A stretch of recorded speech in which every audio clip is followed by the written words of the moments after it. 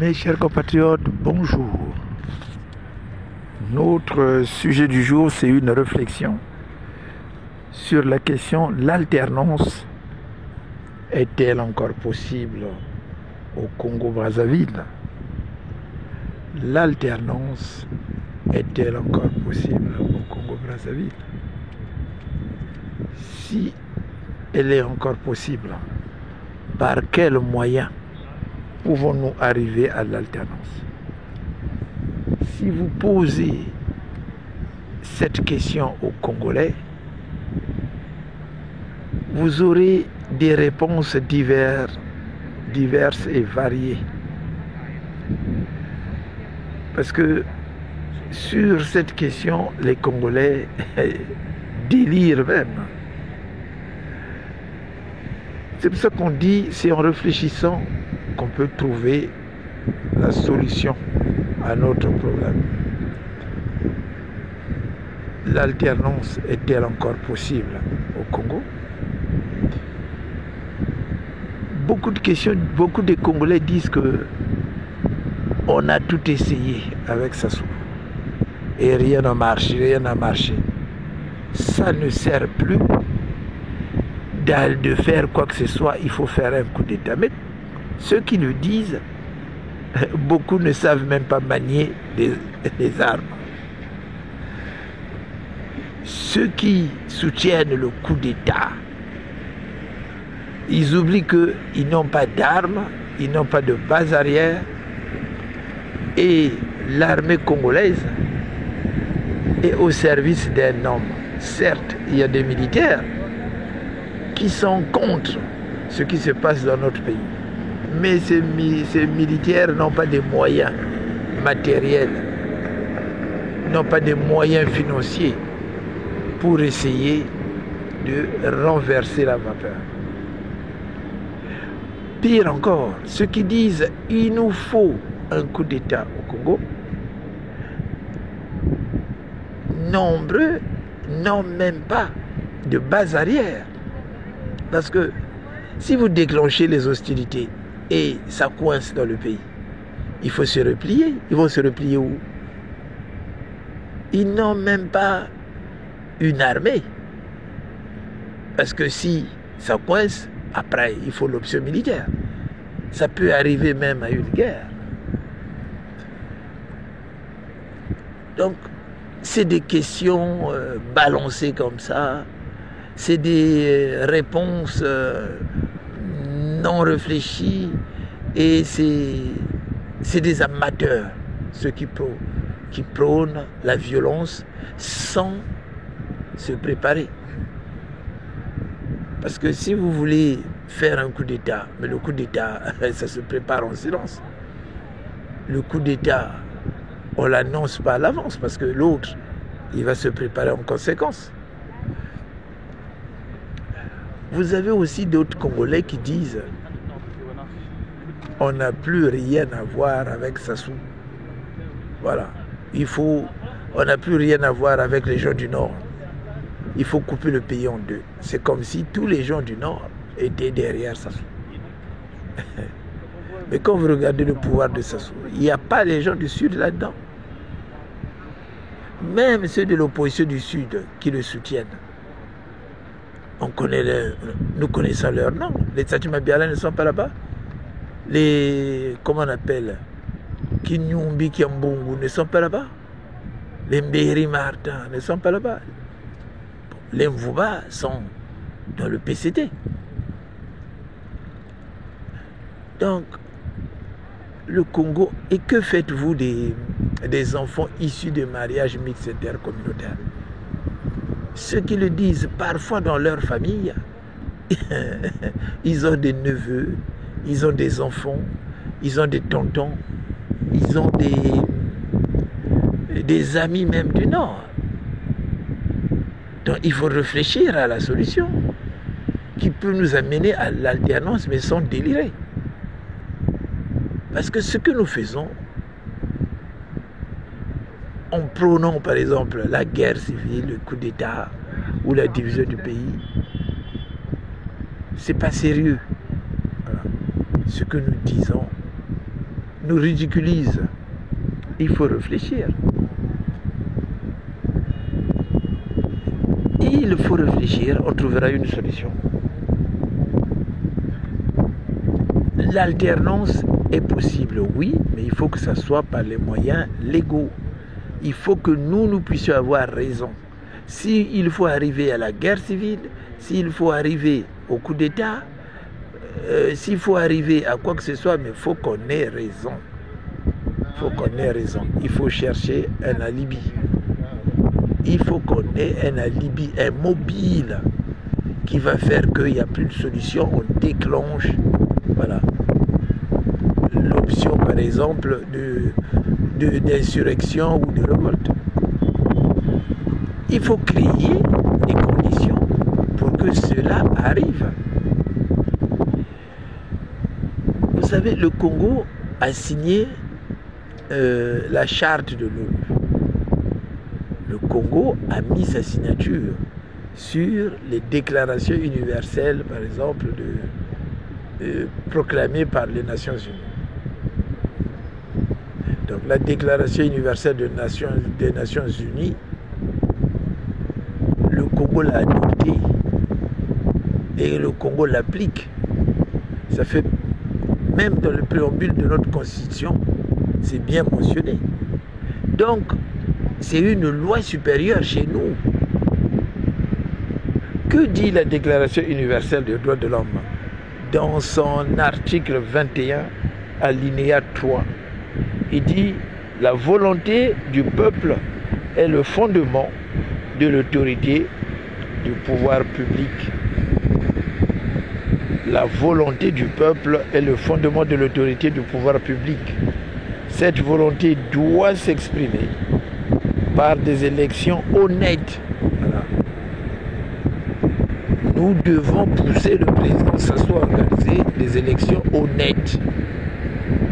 Nous devons demander à M. Sassou que les élections présidentielles de 2026, il faut que ce soit des élections justes, transparentes, crédibles et apaisées.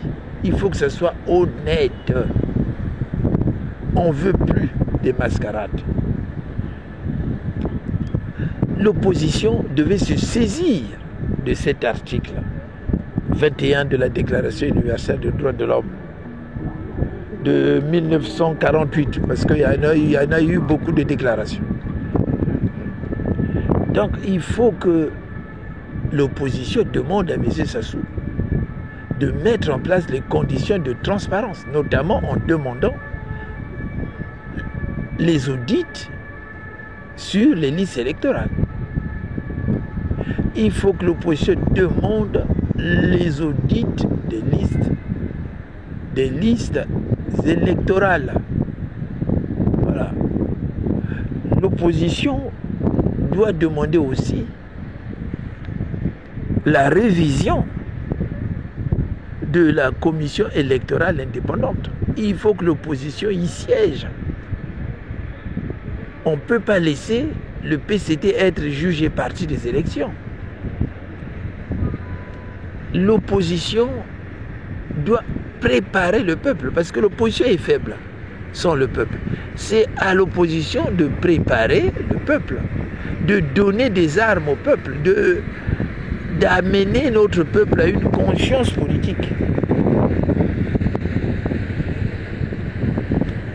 Parce que si M. Sassou refuse, par exemple, de mettre en place les conditions de transparence, si M. Sassou organise des élections qui violent la Déclaration universelle des droits de l'homme, mais face à un pouvoir, son pouvoir sera illégitime. Mais face à un pouvoir qui viole la Déclaration universelle des droits de l'homme, pour se protéger, le peuple sera contraint en suprême recours à la révolte contre M. Sassou. Et c'est là où on aura raison. On demande qu'on puisse faire la transparence, lui il ne veut pas. Mais nous, voilà, nous sortons dans la rue. On demande qu'on puisse réviser les listes, lui il ne veut pas. C'est pour cela qu'on dit au peuple de sortir. C'est le peuple qui est l'arbitre. Maintenant, le peuple va le réclamer dans la rue.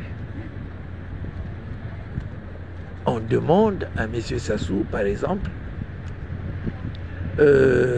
voilà, de créer des conditions d'égalité en période électorale. Il ne peut plus s'accaparer des moyens de l'État. Il doit y avoir une égalité au niveau des candidats. Mes chers compatriotes, tout Congolais a droit à accéder dans les conditions de l'égalité aux fonctions de chef de l'État. N'importe qui peut être chef de l'État dans notre pays. Il n'y a pas que des mochis qui peuvent diriger ce pays-là. Si le Congo c'est un pays démocratique où il y a l'égalité entre les citoyens, tout Congolais a droit à accéder dans les conditions d'égalité aux fonctions du président de la République. Tout Congolais a droit aussi d'accéder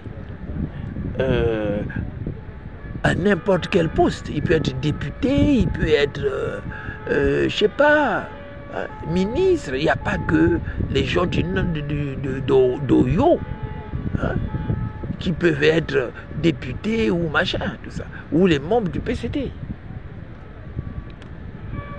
Nous voulons que d'autres idées, nous voulons que d'autres projets, nous voulons que d'autres personnes puissent diriger ce pays, parce que le PCT a failli. Nous voulons l'alternance. Nous voulons que d'autres projets politiques différents puissent puissent tracer l'avenir du Congo.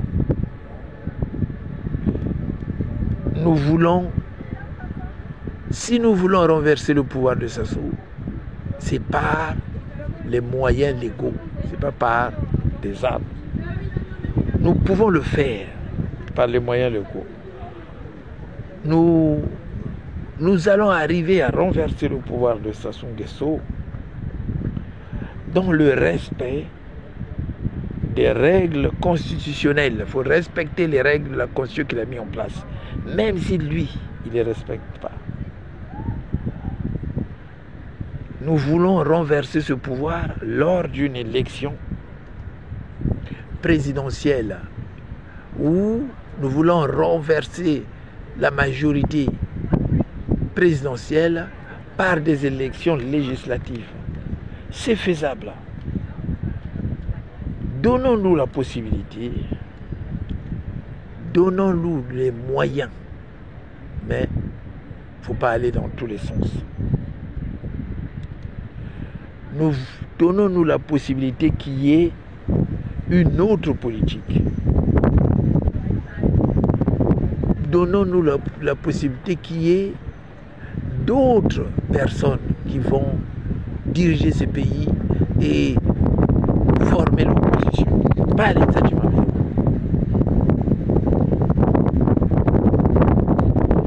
Donc nous voulons que le pouvoir de Sassou puisse partir lors d'une élection libre, transparente, crédible et honnête. C'est cela qui témoignera l'effet de l'existence de liberté dans notre pays. Et la mise en place dans notre pays d'un régime pluraliste où des partis d'opposition peuvent renverser le pouvoir. C'est ça qu'on appelle l'alternance. L'alternance, c'est ce moyen qui permet aux forces de l'opposition d'accéder au pouvoir et à la majorité présidentielle de partir sans fracas, sans guerre. Mais ce n'est pas par des guerres, ce n'est pas par des coups d'État. Parce que ça se nous attend là. Ça se veut créer des conditions de chaos. Ça se veut créer des conditions que les Congolais puissent avoir peur. Que les Congolais ne puissent pas aller voter. Que les Congolais puissent sombrer dans le tribalisme. C'est ça qu'il veut. Mais à nous d'éviter ce piège. L'alternance renforcera la légitimité de notre constitution et l'adhésion du peuple. Si on se bat avec les moyens légaux, on pourra sortir dehors manifester. Mais par contre, si c'est pour aller faire le coup d'État, la logique du coup d'État va s'installer dans le pays. Réfléchissons, l'alternance est-elle possible au Congo? Oui, à condition de se battre en respectant les règles constitutionnelles. Parce que si on ne les respecte pas, ce serait un coup d'État. Et lui, il nous attend là, qu'il y ait un coup d'État. Voilà ce que j'avais à partager avec vous, mes chers compatriotes. Pour que l'alternance soit possible au Congo, nous devons nous battre par les moyens constitutionnels. Créer les conditions qui vont unir le peuple. Créer les conditions de transparence. Créer les conditions d'honnêteté. Voilà. Des élections. C'est ça qui va amener l'alternance. Notre opposition est faible, certes. Mais il faut que l'opposition s'appuie sur la volonté populaire. L'opposition doit amener les Congolais à une conscience politique, de se battre pour l'alternance dans notre pays. Merci, au revoir, ciao.